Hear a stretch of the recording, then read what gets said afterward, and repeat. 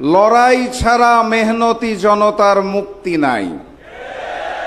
লড়াই ছাড়া মেহনতি জনতার মুক্তি নাই। বাংলাদেশের ইতিহাসে ক্ষমতার পালাবদল হয়েছে, নেতৃত্ব পরিবর্তন হয়েছে, রাজা বদল হয়েছে, শ্রমিকের অধিকার কখনোই নিশ্চিত হয় নাই। এটাই বাস্তবতা, এটাই নির্মম সত্য।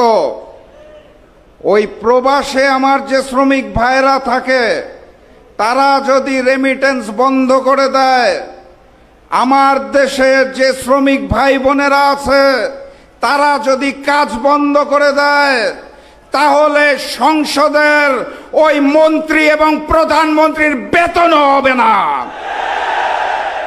দেশে শ্রমিকরা কাজ করে বলে দেশের অর্থনৈতিক চাকা সচল রয়েছে।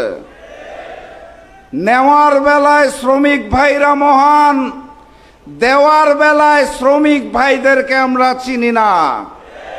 এই শ্রমিক ভাইদের রক্ত, ঘাম এবং শ্রমের মাধ্যমে যেই বাংলাদেশ গড়ে উঠেছে, সেই বাংলাদেশে আমরা শ্রমিক ভাই এবং বোনদের সকল নিরাপত্তা এবং প্রাপ্যতা বুঝে নিতে চাই।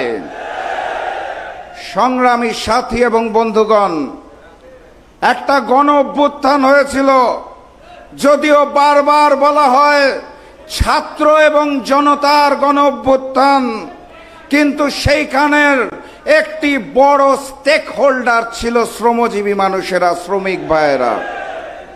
সেই শ্রমিক ভাইদের আন্দোলনে হাজারো শহীদের রক্তের বিনিময়ে আমরা যেই নতুন বাংলাদেশ পেয়েছি, সেই বাংলাদেশে আমরা আশা করেছিলাম আর কখনো স্বৈরতন্ত্র কায়েম হবে না।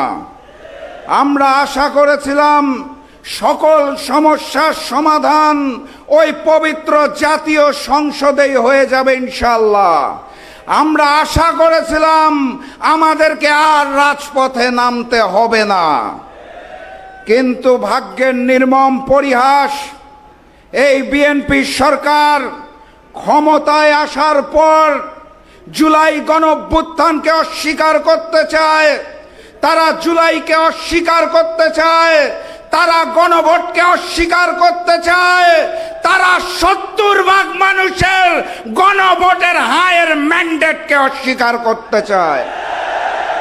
সংস্কার করার জন্য যে সকল অধ্যাদেশ জারি করা হয়েছিল, তারা একে একে সব গুরুত্বপূর্ণ অধ্যাদেশ বাতিল করে দিচ্ছে।